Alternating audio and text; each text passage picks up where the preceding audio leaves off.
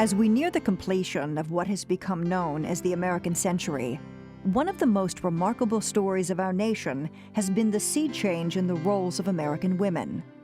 At the turn of the 20th century, the vast majority of women worked at home. Today, nearly half of the country's females are an integral part of the workforce. A shift of this magnitude is unprecedented in history, but it did not happen easily or overnight. Not the church, not the state. Women will decide our fate. From the time of the founding of our nation, women have fought for their rights, their positions, their achievements in every segment of society. The status quo must go. When we stop them from dividing us along race lines and gender lines and geography, when we come together. Those who succeeded have done so with more difficulty than most men. Today, women are on their way to being the sought-after equal partners in American society.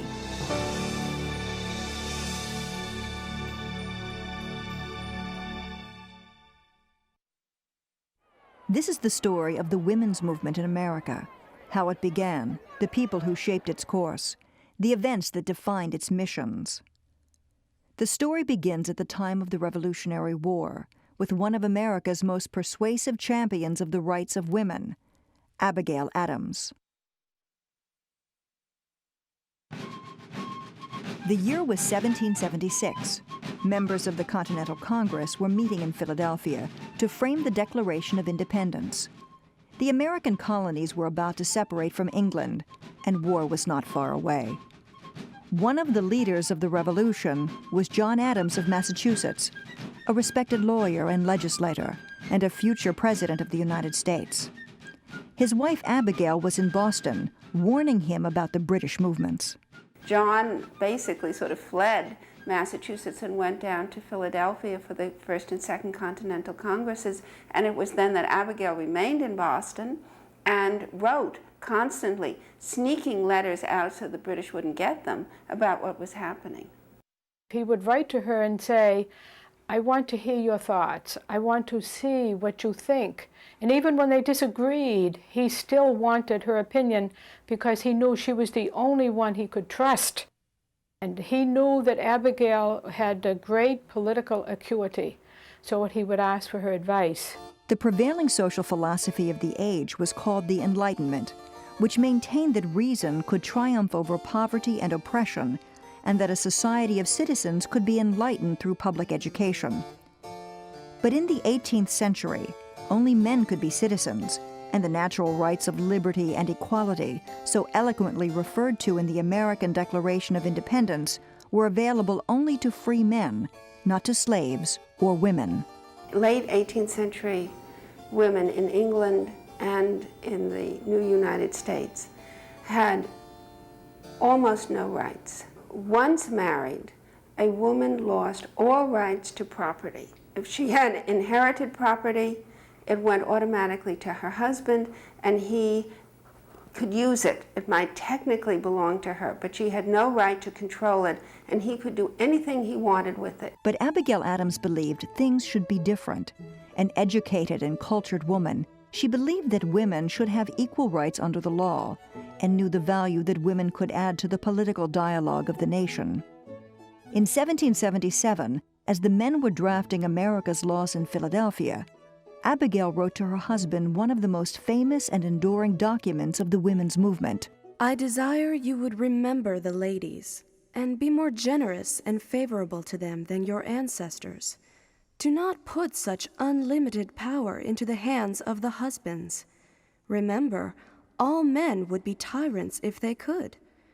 If particular care and attention is not paid to the ladies, we are determined to foment a rebellion, and will not hold ourselves bound by any laws in which we have no voice or representation.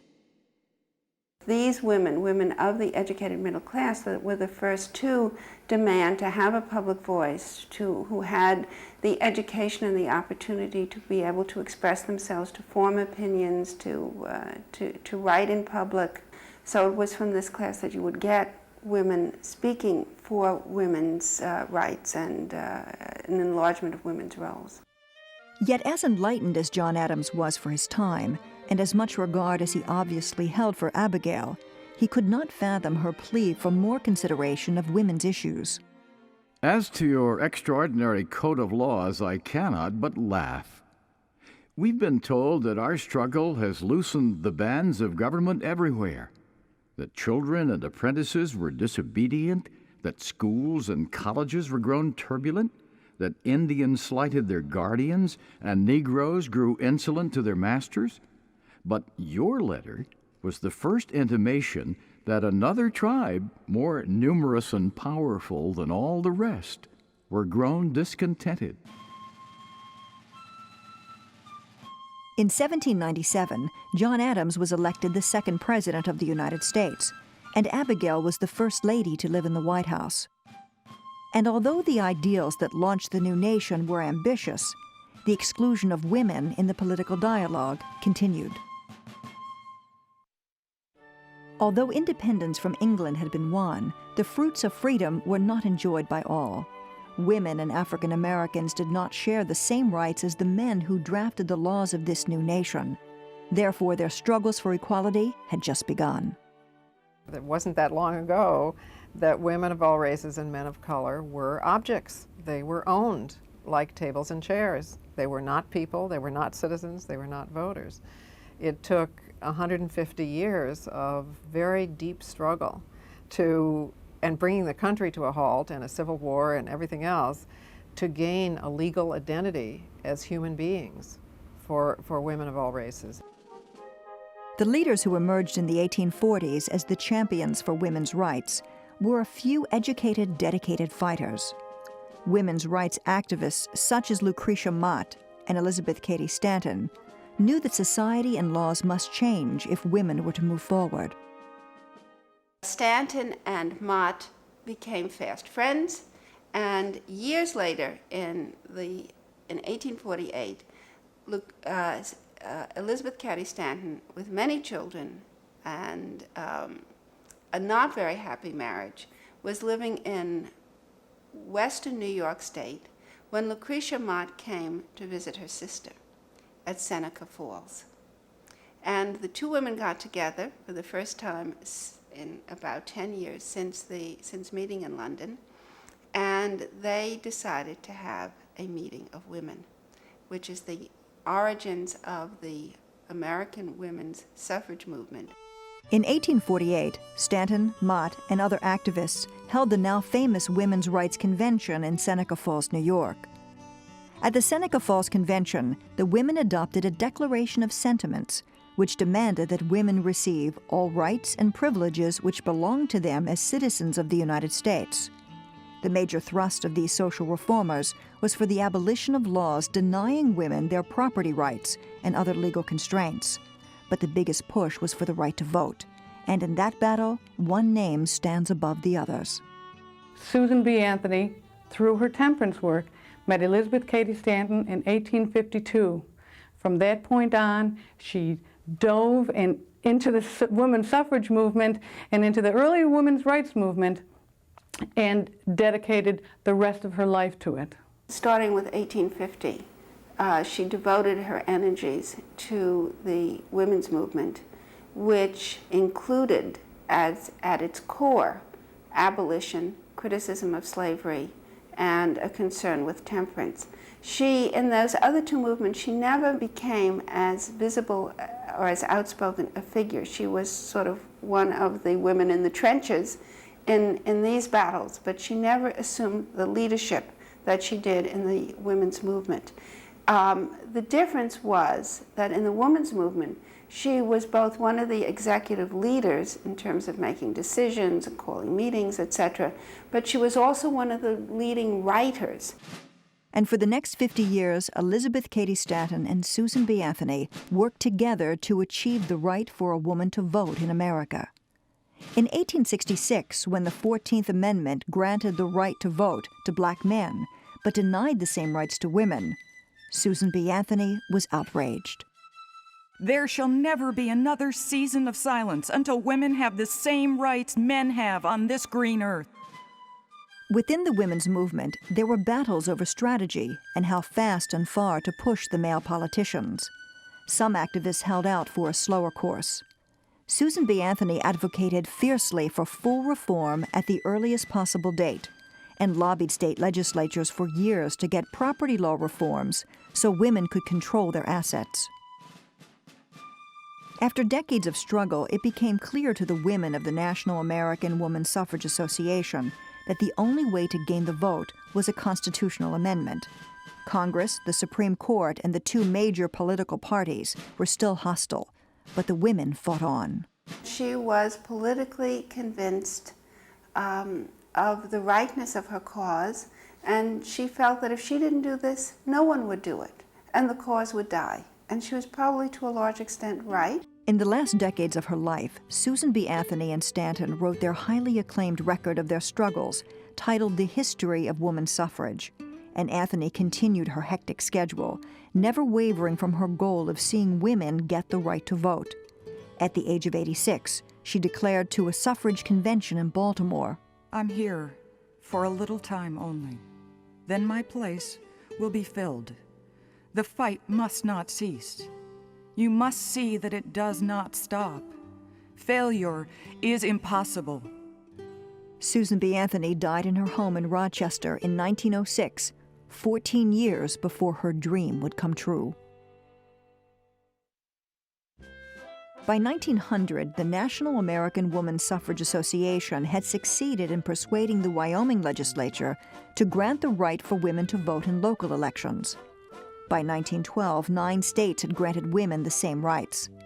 But the real challenge was the 19th Amendment to the U.S. Constitution that would enable all American women to vote. New leaders like Carrie Chapman Catt and Alice Paul advocated militant strategies such as mass marches and hunger strikes to help turn the tide. Congress was beginning to get the message. Meanwhile, another kind of activism was being seen.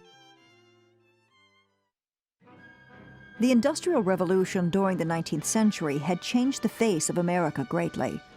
Jobs that had been done at home for centuries were now being performed in factories and small shops. Working-class women filled these new jobs and brought home something new, a paycheck.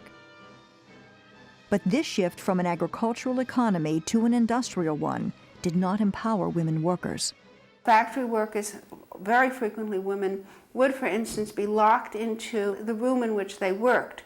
And there would be no ventilation in that because if they were, for instance, making textiles, it was thought that the fresh air was not helpful in the making of textiles. You wanted hot, damp air or the threads would break. So the windows would be sealed and then the women would be locked into the room so that they couldn't go to the bathroom. And there would be factory fires. There was a major factory fire in New York City, for instance, the Triangle Shirtwaist Fire, in which dozens and dozens of women burned to death because they were locked into rooms that burst into fire. 150 women and girls perished in the blaze. People were outraged. Thousands of mourners marched in the streets of New York City to demonstrate the need to improve working conditions.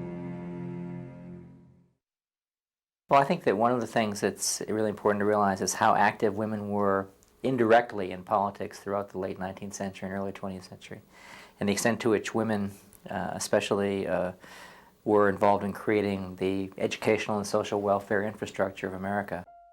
At that time, America had become a haven of hope for millions of immigrants seeking a better life. Since no government agencies were created to help them, a few brave women took it upon themselves to aid the masses. In the heart of Chicago's worst slums, Jane Addams established the first settlement house, Hull House, in an effort to improve the lives of America's newest citizens. Jane Addams was certainly one of the most important women during her lifetime, a very influential person. She started Hull House in 1889, and out of this institution, she built a reputation for caring about human welfare on many levels. Other women took up her cause, creating settlement houses in other major cities. These were women-defined institutions which were formed by people like Jane Addams, Florence Kelley, where women who were college graduates but really had no careers to go into because the society did not provide for careers for them, came together to live together in houses in, for the most part, inner city areas of Chicago, New York, Boston, etc., to try to deal with the problems of the immigrant populations and the health problems of malnutrition and of poor factory conditions, and to work with the people in the neighborhood to try to make their lives better and different. The area that Jane Addams and her fellow progressives had the most impact was in child labor laws, which outlawed hiring anyone under age 16 and limited the number of hours a laborer could work. It was a monumental effort and took years to accomplish. It was the beginning of an effort to get a national child labor law passed, and Hull House people and settlement house people in general were really the pioneers in that effort. They were the spearheads of the whole effort to establish child labor legislation. The settlement house movement attracted some of the best educated and creative women in the country, and that in turn helped politicize the process of national reform in laws concerning women and children. One of the earliest supporters of the settlement house approach for helping cure societal ills was Eleanor Roosevelt, a niece of President Theodore Roosevelt and the wife of future President Franklin Delano Roosevelt. Eleanor Roosevelt begins in the settlement house movement. She is part of the Remington Street settlement in New York in 1903. She really gets activated politically by that settlement house experience with other women. She's very active with the Women's Trade Union League, which is trying to organize women workers in the textile and garment factories. She's very much involved in working toward developing more inclusive women's organizations that are much fairer to immigrant women and black women and things like that. So that she is commanding a major political presence herself in the late 1920s, well before her husband is elected president. A number of forces finally came together to make the political and judicial establishment see the light. The social climate in America had sufficiently changed to favor the vote for women. Activism won the day, and the 19th Amendment passed in June of 1919 and was ratified by the states and became the law of the land in August 1920. With the vote in 1920, great changes occurred because we had the power of the franchise. We could make our vote count. Maggie Kuhn, a lifelong activist, remembers that historic day. I can remember my mother and I went to the polling place and voted. It's as clear as a day in my mind. I always remember it and be grateful for it. The rights that we have now are entirely due to the people who fought for them. Things don't happen automatically. They happen because we make them happen. So the idea that women of all races and men of color are counted as citizens and human beings is entirely due to the abolitionist movement against slavery and the suffragist movement for the rights of women of all races. With suffrage enacted, many women believed the battle to be over. In reality, winning the right to vote was just the first step in a long journey toward social and political equality. The Great Depression of the 1930s stifled any significant job creation for women. But the onset of World War II turned out to be a watershed for economic and social advancement for women. World War II is one of those occasions when a whole lot of things get turned upside down. Throughout the 1930s, for example, you have a situation where women who are married are being prohibited from working. Teachers are made to leave their jobs if they get married. More than 75% of the school systems in the country will not hire a woman to teach if she's married. Well, suddenly the war happens, and you've got over 13 million soldiers being drafted. You have a major problem of providing the munition. You suddenly have a complete reversal in attitude and policy toward women work. So you've got this extraordinary experience that within a 5-year period from 1940 to 1945, you've got a 57% increase in the female labor force. But when the men came home from war, women were strongly encouraged to leave their jobs and go back to their traditional roles. The problem was that 80% of those women who'd taken jobs wanted to stay on the job. They enjoyed working, they enjoyed being paid, they enjoyed the camaraderie of being together with other women and men in the workforce. And so you have this kind of cultural schizophrenia, which develops all during the late 40s, 50s, and 60s, in which, on the one hand, you have what Betty Friedan calls the feminine mystique, the whole notion that home engineering is the highest profession women can aspire to, that building a home, in the words of one McCall's magazine article, is an act of craftsmanship like creating a cathedral, and that any woman who wants to work is a feminist neurotic. The reality, of course, is that all during the 1950s, women's labor force participation is skyrocketing. Women's employment rates increasing 4 times faster than men's during the 1950s. They're not entering careers, they're not competing with men as engineers or doctors or lawyers.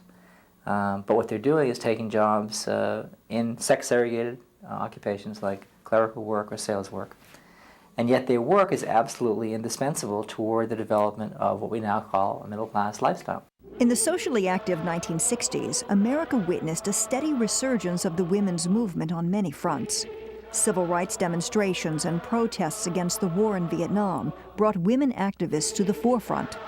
The civil rights movement creates a generation of women activists who have initially become involved in civil rights because they are committed as well to trying to end racial discrimination. And then they discovered that, in fact, even in the process of doing that, they are victims of sexual discrimination, even within the civil rights movement, by male leaders in the movement.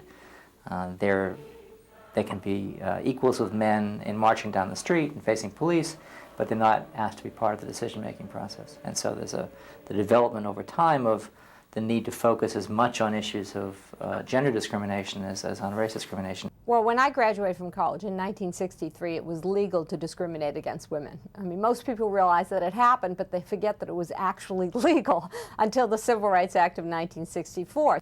The Civil Rights Act of 1964 prohibited discrimination on the basis of race, religion, and gender. But many women found the social climate resisting their advancement.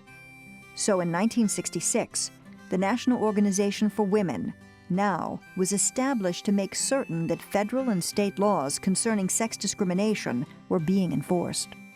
NOW focuses on things like abolishing the separate classified ads for female-only and male-only employment, abolishing the notion that women should not be allowed to drink in certain bars or eat in certain restaurants, attacking the whole assumption that careers, partnerships in law firms should be not available for women. We have seen gradual changes, and a lot of them have been in connection to legislation and to civil rights laws and to litigation. That was the first wave, in a sense, of changes. If you might call it the women's eyes on the prize generation, was gaining access to things that were closed to them. By the 1970s, the women's movement was in full swing. Women began to take charge of their bodies and their lives. Many younger women in particular felt this was the beginning of a new era, one that would usher in opportunities for personal and professional growth. Under the impact of the women's movement and the civil rights movement, that changes dramatically. The applications from women to go to medical school accelerate by 400% or 500% within 5 years. So that from 5% in 1970, you go up to entering classes of 45% in 1990. A major difference. The same thing happens in law schools. The same thing happens in business schools. But as the social tide turned more conservative in the 1980s, there was a backlash against the women's movement on many fronts. The media focus on reproductive rights overshadowed women's rights. And the Equal Rights Amendment, which was designed to grant women equality with men throughout society, was not ratified by the necessary number of state legislatures and died. Less sensational but no less turbulent was the ongoing struggle for advancement in the workplace, as many women in corporate America experienced the limitations of the so-called glass ceiling. When I first started in business, I think we were all bright-eyed and bushy-tailed, and we believed that if we were educated properly, dressed right, talked right, and just behaved ourselves, we would eventually be accepted and make our way up through the layers. Well, it's now the mid-90s practically, and not so. It doesn't matter how well you're educated, dressed, or how well you talk. the glass ceiling is there and it seems to be intransigent. And so more and more women of a certain age are starting very exciting companies all over the country. The fastest growing part of the economy are women-owned businesses. And to me, that's a lot of good news. And there's a little questionable news. It's good news because these women have a lot of personal sense of power and entrepreneurial spirit, and they feel good about taking something on and doing it, which I think is terrific. The bad news, to a certain extent, is a number of these women are fed up with the corporations they worked for. That in order to do their jobs, they had to hassle so much in a rigid and by and large male structure that too much of their energy was going to coping with the corporation, not enough of it was going to business. And so a lot of the best and the brightest of a generation of women have left the IBMs, you know, because they don't want to deal with it. Professor, do you swear to tell the whole truth and nothing but the truth, so help you God? I do. In the early 1990s, attention shifted to the political arena during the highly publicized Supreme Court confirmation hearings for Clarence Thomas. Many women were outraged by the treatment of Anita Hill, a former employee who accused him of sexual harassment. The Anita Hill-Clarence Thomas hearings proved to be a catalyst for many women seeking political office in 1992, a year that was called the Year of the Woman. This is the year of the woman, because this is the year of change. Thank you. A record number of women were elected to public office in 1992. Pulitzer Prize-winning correspondent Anna Quinlan, formerly of the New York Times, puts the recent years into perspective. The changes have been huge. I mean, I just went back and looked at statistics for 1973, exactly 20 years ago. There were no women in the Senate, and there were 12 women in the House of Representatives, and Pat Nixon was the First Lady. To just look at Carol Moseley Braun and Hillary Clinton and Janet Reno in light of those figures shows how far we've traveled in terms of role models for women and for men. And there are many other battles still to be waged. I do think that the movements of the first wave continue now. It isn't as if they stopped. They continue in different ways. So where we were fighting for the vote, say, in the 19th century and early 20th century, we are now fighting for reproductive freedom, for the right to decide whether and when to have children. So we have the right to have children and not to have children. Until we control our lives from the skin in, we aren't going to have a very easy time controlling our lives from the skin out. The future of the women's movement in America is full of opportunity and promise. Never before have women had so many legal rights.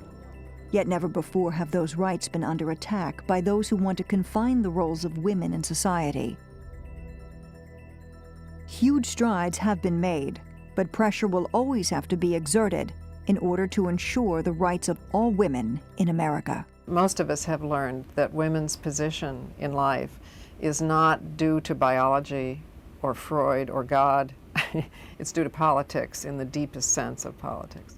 And similarly, men and women of color, their position is not due to any racial theory of intelligence or whatever, or separation of the races. It's due to a system of power. And the minute you realize that, the minute you realize that there's hope, that there's change, that there's a future that can be different.